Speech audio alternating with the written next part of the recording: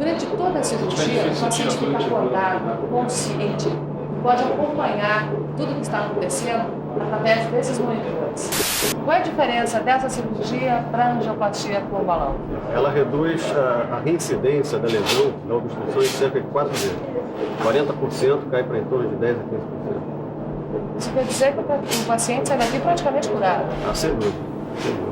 O risco de voltar é muito pequeno. Muito pequeno. Semana que vem o senhor já volta ao trabalho, então? Graças a Deus. Semana que vem eu estarei já caminhando pelos corredores do campo. Parece que foi ontem.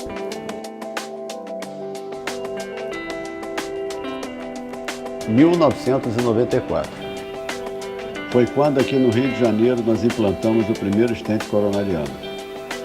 Era um caso relativamente simples, até não era muito complicado, era uma lesão isolada da principal artéria do coração, da artéria descendente anterior, e que ia ser tratada só com balão, mas que tinha indicação para começar então a fazer o implante dessa prótese intracoronária, que era o estente coronariano. E nós colocamos o primeiro estente e ficou um resultado muito bom para ele. E com isso ele não precisou ser submetido à cirurgia.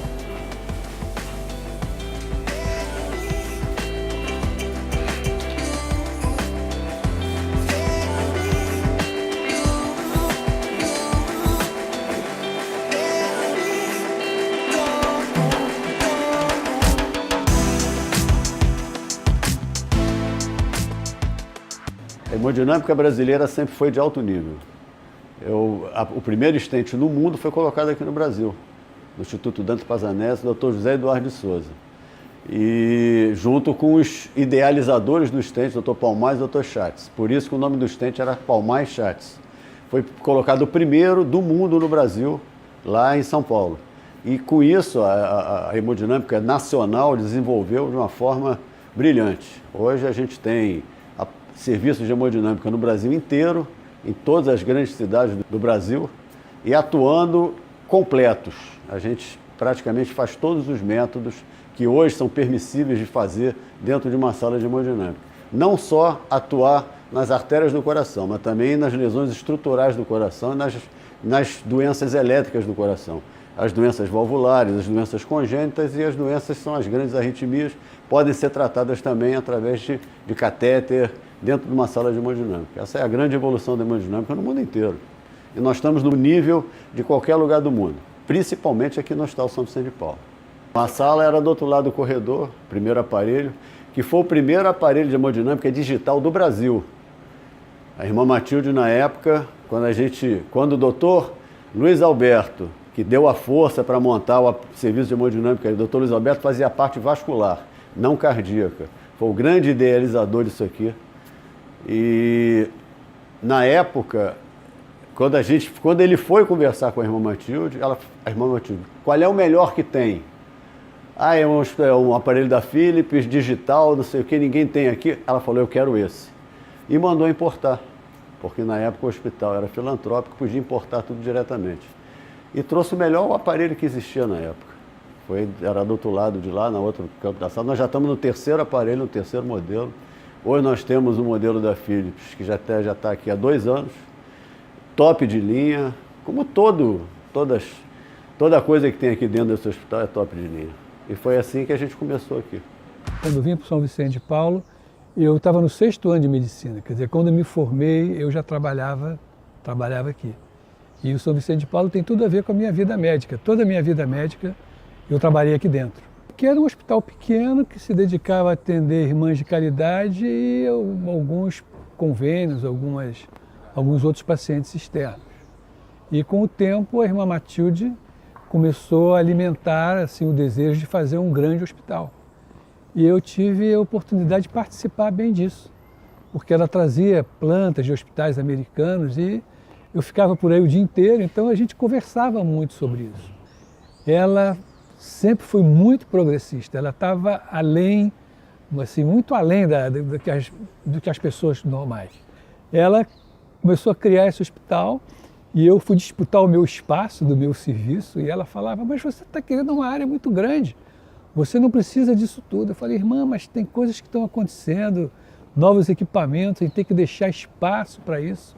Mas justamente o que fez diferença foi que nós podemos colocar a hemodinâmica dentro do serviço de radiologia. Isso eu já estava aqui há mais de 10 anos, foi lá pelos anos de 1980, e a gente teve a oportunidade, ela teve a sabedoria, né, de me ouvir, não é sabedoria de me ouvir, mas digo assim, ela me ouviu e eu achava que ia dar muito certo a gente ter uma hemodinâmica aqui. Eu já realizava angiografias, né, que eu fiquei 1 ano nos Estados Unidos treinando isso, e depois, quando veio realmente o equipamento de hemodinâmica, além das arteriografias cerebrais que eu já fazia, veio o pessoal fazendo a parte de cardiologia, que veio o Dr. Ciro, né? E depois outros tantos que vieram, o Luiz Antônio, o Osório, que é o auxiliar dele, que é um sujeito espetacular, com quem eu lidei a vida toda. O São Vicente, ele beneficiou muito, principalmente a rede pública do Rio de Janeiro. A gente fazia quase todas as arteriografias cerebrais de Souza Aguiar, a gente fazia aqui gratuitamente. Em 2012 eu tive uma angina. A partir de 2013 eu comecei a fazer o tratamento com o Dr. Ciro. O primeiro stent que eu coloquei foi na vertebral esquerda. Depois eu fiz uma endartarectomia na carótida direita. Troquei a válvula aórtica e coloquei mais de 10 stents no coração e também fiz cateterismo nas pernas porque tinha obstrução. Minha doença cardiovascular é grave e eu comecei a fazer o tratamento com 58 anos. Hoje eu tenho 63. Hoje eu estou muito melhor do que quando tinha 58 anos. Todas essas lesões, essas doenças que são tratadas hoje na hemodinâmica, antes eram tratadas exclusivamente de forma cirúrgica, ou colocando ponte de safena, ponte de artéria mamária, ou troca de válvula, mesmo as doenças congênitas. Hoje todas essas patologias podem ser tratadas de uma maneira não invasiva, não cirúrgica. Os stents vêm evoluindo muito de lá para cá. Eles começaram só uma malhazinha de metal, de aço inoxidável. Hoje, essa mesma malha é muito mais fininha, muito mais fina, muito mais estreita, e hoje elas carregam um fármaco, são os stents farmacológicos, que já está na 3ª para a 4ª geração dos stents.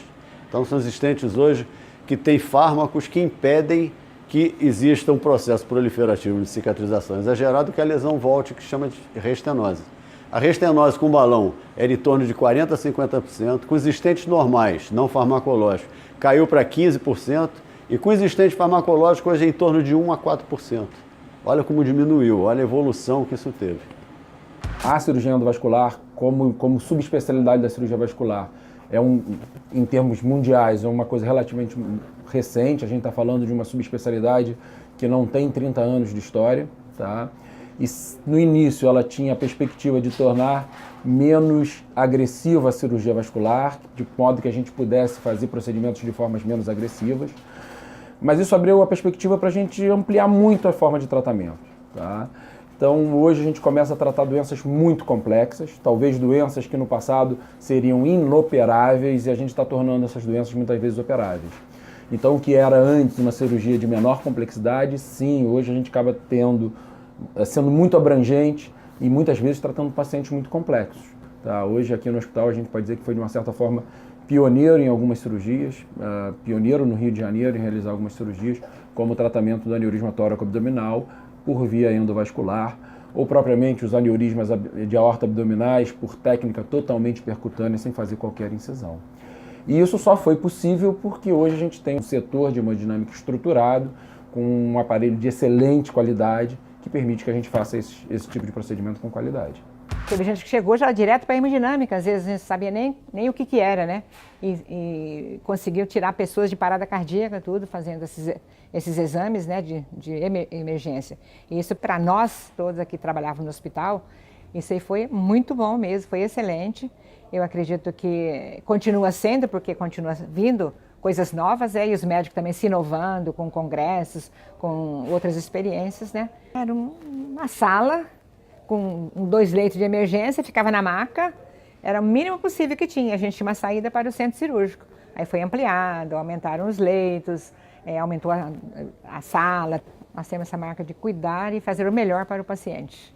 inovar, o que parecia uma novidade, a gente tentar conseguir novas técnicas, é crescer para dar maior comodidade, maior conforto para aqueles que nos procuram, né? A gente tem muita coisa ainda para evoluir aqui.